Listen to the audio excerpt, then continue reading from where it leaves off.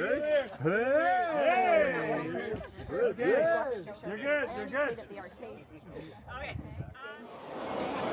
I am Ryan. I am Peggy's son. Grandpa Jay is my grandpa. I'm Jaden. Don't know if you can hear that. Jaden. Yep. So a story about Grandpa Jay that is fun and awesome. So something that I think is really cool and special for me about Grandpa Jay and a memory I had was, I think it was in early high school. I went to Utah and was there for a week visiting him and doing EFY and seeing Salt Lake City. And I prayed in his basement and found out that the church was true. And it was like a super spiritual moment for me. So, yeah. Get the microphone. Hold it to your mouth. Oh, like right here. However, a good day. I remember I came down here for EFY, and we were staying here, or it must not have been EFY because it was in the winter. Anyways, I went for a run, and I remember I didn't tell Grandpa. It was for Thanksgiving. I didn't tell Grandpa, and he got really scared because he couldn't find me in his house, and it's tough for him to look for, a kid. And I came back and he was really worried. And that's one of the earliest memories I have of him. My favorite memories of Grandpa Jay would be anytime listening to him sing or when he used to play the stand-up bass. That was always really a fun time, and I enjoyed staying at his house and listening to him practice or rehearse.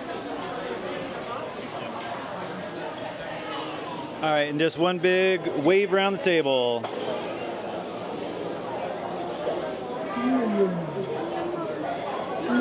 All right, can you wave goodbye? So, living in Utah County, I'll go visit Jay semi-frequently. We'll go out to lunch or to dinner or a variety of things. Sometimes I'll go up and help him with his computer, whether it's actually broken or not. There was one time where we were driving to some neighboring city up in Salt Lake County, and Curtis was there in the car with us, and I believe Phyllis Bradfield was also there. Jay loves to narrate your driving, and usually he's pretty spot on with where you are, even though he can't really see out the window, but sometimes he can tell shadows and the movement of the car. He knows what city you're in, what direction you're going, what restaurants you're passing. They've been there for a while. So after a while, we're driving on, I think it was Bangor Highway or something, and he there's a moment of silence, and then he says, "It feels as if we're going south." We were in fact not going south. In fact, we might have been going the opposite direction. And I told him as much, and he said, "Okay." That's my story. He sounded so worried. Let's go over to Curtis. Okay, so one of the best things that we get to experience with Jay is these concerts that we'll put on at his retirement community over there at South Jordan View. Me and David and sometimes our other siblings will put on these shows with Jay. He'll come on stage and perform with us. And this last one that we did a Christmas show, and the finale number was Silent Night. And so there was a part that Jay sang, and there was a part that the audience sang, there was a part that we sang. We get to the end of this particular arrangement, and we all hold this chord, and then the last thing that happens is Jay sings, "Sleep in heavenly peace." This isn't his fault. It was horribly under-rehearsed, and the poor guy was probably nervous. But we hold the chord, and it's his time to come in, and he's not coming in, and I don't really have a good way of cueing him because he can't see me. Eventually he does come in, but now he's all confused, so he's just like, "Sleep, sleep in heaven, sleep in heaven." I think he did it 5 times, end on end. The song was over. It had long since finished. They were ready to clap, and he was still on "Sleep in Heaven." It was the most hilarious thing I've ever seen in my life, and I love him to death for it. I tell people about it all the time. Is this on? Hello. This is on. Okay. So I remember when my father first got his apartment, it was quite a culinary delight. You could have anything you wanted as long as it was peanuts or Dr. Pepper. That was the same time when he would vacuum his apartment with a dustbuster. But what I remember also growing up is that we would play basketball together, and we'd also play racquetball together. And to me, it just seemed kind of odd that those activities ended about the time I got old enough to start beating him. But at any rate, happy birthday, Dad. Hi, this is Cecilia Watson. I am married to Chris Watson. And the first time I was to meet Jay, Chris prepped me and let me know he was blind and that he was going to want to feel my face. And that he was going to put his hand, and just to go with it. It might feel a little uncomfortable, but it's how he knows what I look like. And he prepped me for this whole thing, and I was getting ready for it, and then turned out it was all just one big joke. And Jay does not need to do that to meet somebody. And so meeting him was a lot less stressful than I was anticipating, because I was thinking that was going to happen. And luckily it didn't, and it was a great meeting. But that's, the first impression of Grandpa Jay for me was that. Happy birthday, Grandpa Jay. You're good.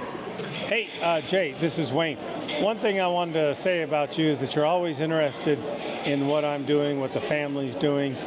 You seem to be concerned with each of the boys, and that's pretty nice because you think about them and you ask about their private lives, their work lives, their family lives, and then you keep asking, what the hell's going on in your backyard? Because it seems like we've always got something going on in our backyard. But and you've also encouraged me to keep track of all the, on a spreadsheet, all the improvements to the house and stuff. So from our mini split to the pergola to the backyard, raised garden beds, I always keep you apprised. All right, we love you. Happy 90th birthday. Over and out. The best memory I have of my dad is being on the Eiffel Tower. No, on the Leaning, not the Eiffel Tower. Wait, erase that. What, baby? Just 1 second. Being on the Leaning Tower of Pisa, and both of us on the inner ring, terrified of the heights. And happy birthday, Jay. Happy birthday, Daddy. Hi, this is Chris Watson. I am Peggy's oldest son, and I remember when I was little and came down to visit from Alaska, I was introduced to Krispy Kreme donuts, and it's still my favorite donut, and Grandpa Jay told us his experience there, that when they opened one, they gave him a free donut in line, and that's really all he needed was one donut. So I think he walked away. He may have grabbed some others, but he was bummed out that he wasn't able to actually buy it. So that's the good story that I have. Okay, I remember a few different things from Grandpa Jay. Always a fan of a good meal, good conversation, and a great storyteller. The most vivid memory that I have is as a child sitting in my parents' laundry room, sitting on Grandpa Jay's lap, and between the two of us coming up with adventurous stories about how our fictional ideas were going to do simple things like going to the convenience store around the block. Usually the next day that was followed up by our own trip down to the corner store and picking up a lot of candy. But we always had a great time with it. Okay. Happy birthday, Grandpa. You can edit that, right? Nailed it. Say happy birthday. Say happy birthday. Yeah. That's lovely.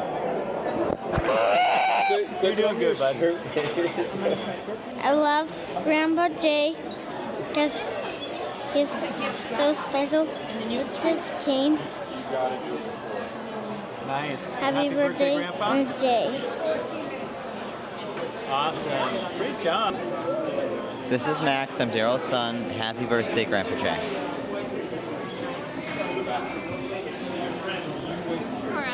This is Cora. I'm Daryl's daughter. Happy birthday.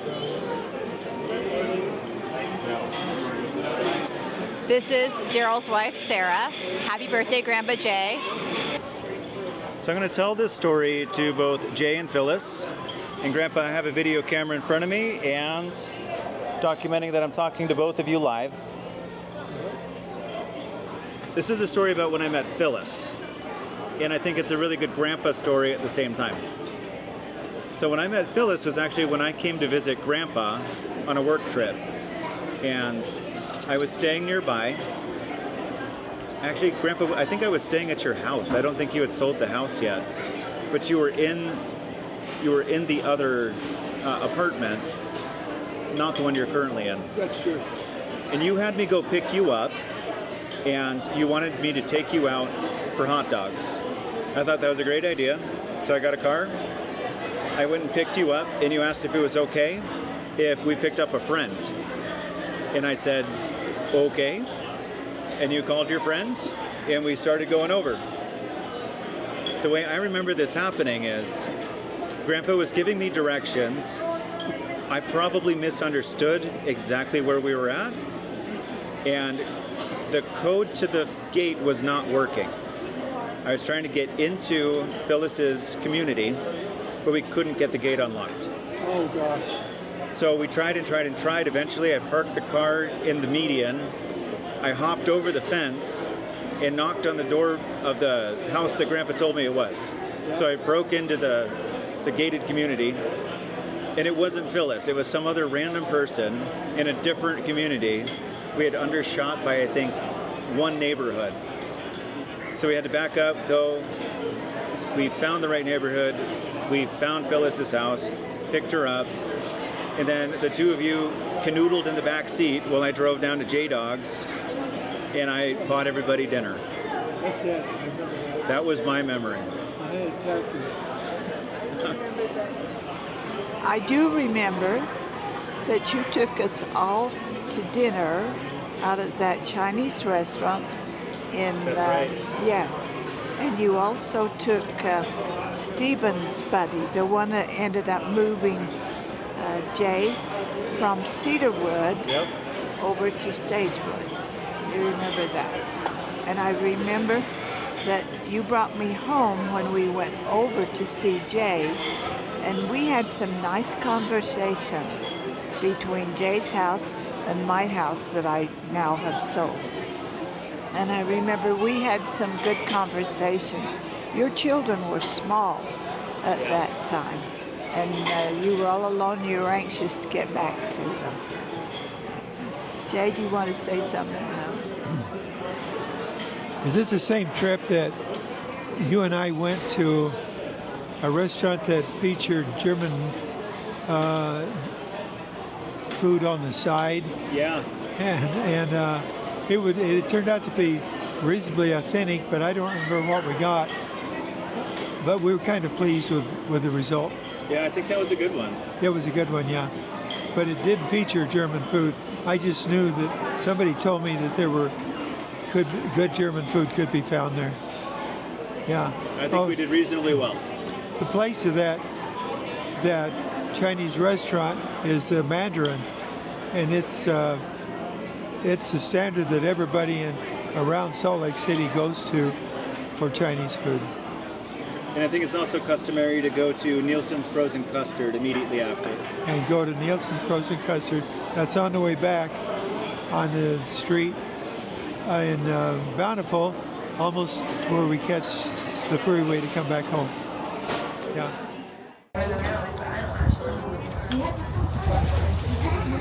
Birthday to you.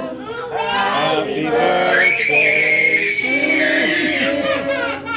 Happy birthday, dear Grandpa Jay. Happy birthday to you.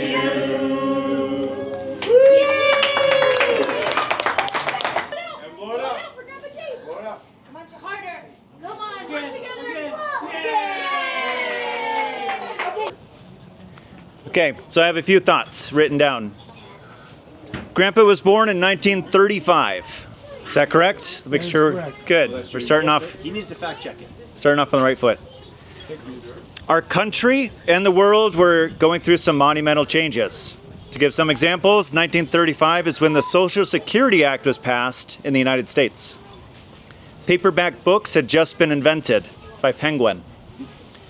It was the middle of the Great Depression, and Grandpa's childhood was colored by that influence. Grandpa and I chatted nearly every week last year discussing his childhood and other formational experiences. He's lived an incredible life, has established an impressive legacy through his loving family, and continues to be an inspiration to us all. Correct? Yes. Okay, we're still doing good. All right, now that we got the flattery out of the way, I want to remind everyone that Grandpa is also genuinely hilarious, sometimes even intentionally. There are a few stories that I like to share that I think help paint a picture of our patriarch, and I'd love for other people to share some extra color if you have it as well. One of Grandpa's favorite treats as a kid was tomato soup cake, which we've been able to enjoy with cream cheese frosting. It's hard to believe that this recipe isn't still extremely commonplace. Grandpa was 6 years old during the bombing of Pearl Harbor. He grew up in the face of scarcity and rationing. Anyone that has ever owed him money will confirm that the lingering effect of this on his worldview.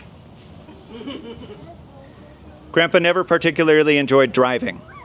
One time while on a driving lesson with his stepfather, he ran the car off the road into the desert, getting stuck in a ditch. He also crashed while riding his scooter and a sidecar combo.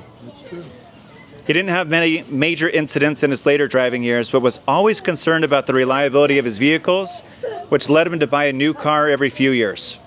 A lot of those used cars cycled through the family. Grandpa loves food.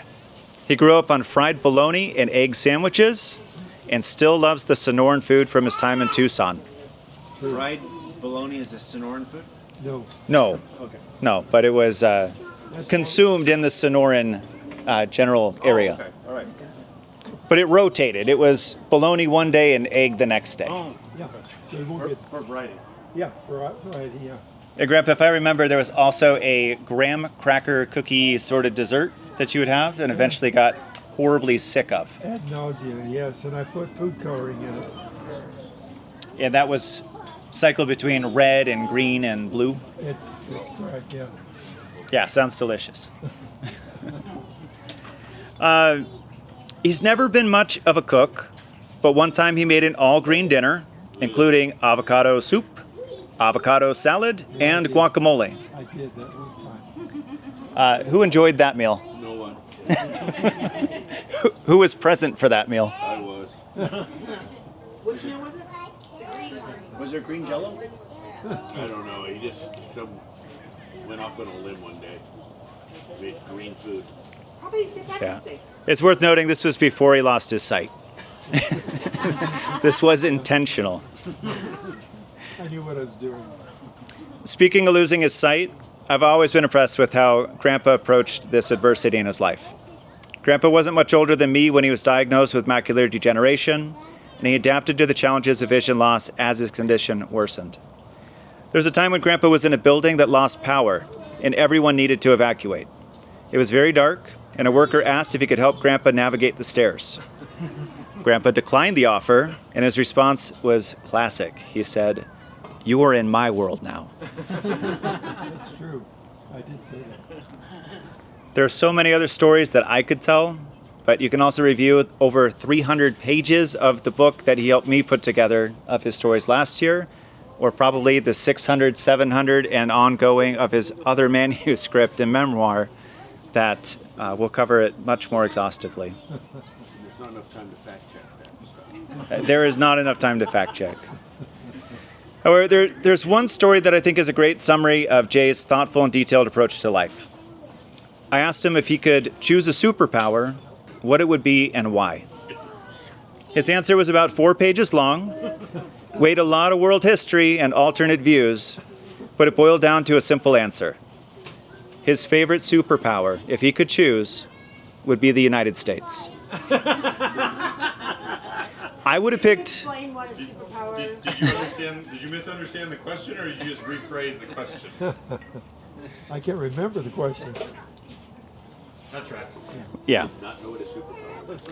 I would have picked flying or laser vision or strength, but the United States is certainly a valid superpower within a broad definition of the word. Grandpa, we love you, and we're very excited to celebrate your birthday. Thank you so much. Happy birthday.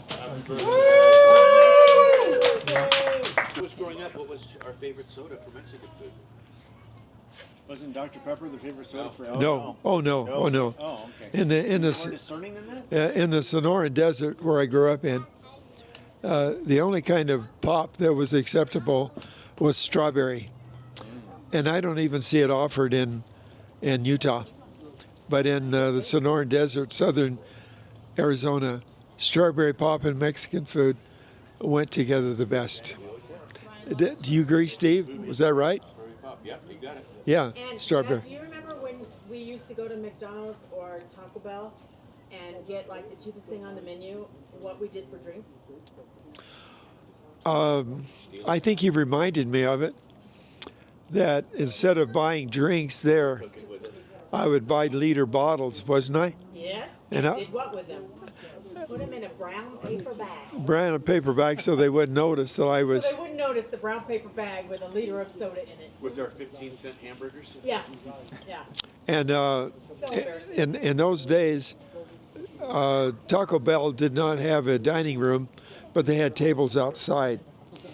And we would go around to the side of the restaurant after we picked up our dinners. And then I would take the liter bottle out of the brown paper bag, would pop the cork, and have as much cheap soda as we wanted. And Peggy, do you remember when we'd go to bed, what we would Oh, this was my next comment. Russell, I'm sure, didn't hear it. No. Okay, the kids are in bed. Refrigerator doors open. No, you hear the ice hit the glasses. Yeah, and then. Every single night at about 9 o'clock. Yeah. No, and I don't remember that at all. RC Cola. Yep, always RC Cola.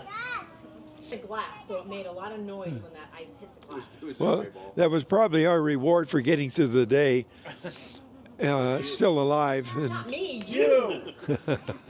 yeah, we were still alive, and we'd made it through that far in the day, so we thought we needed some reward. Way to be rough on it. Yeah. Yeah, you were responsible for their drinking habits. But one of my favorite things to do with you is practice Spanish, and it's especially fun to practice Spanish with people who turn out to be Filipino or That's true. Brazilian or whoever's attending to you in the hospital that happens to be there.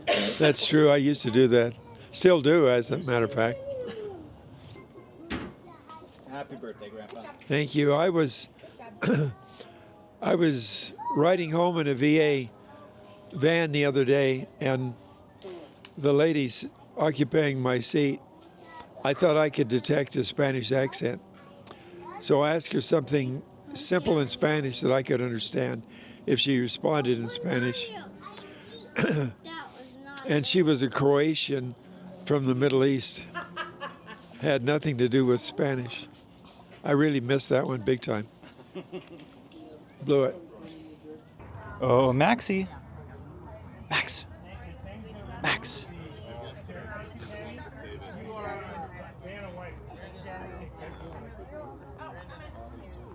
We have Alan Lahaz. I didn't get happy. I didn't get Ellie. Oh, we're signed on this at our house. There we go. What up, Ellie? He's not. Yeah, get this. Get some Watsons. Let's get some Watson action. I'm working on it. Get some more Watson action. Solving the world's problems. Cora. Daniel. And David, come over between Grandpa and your younger brother. There you go. Go right there.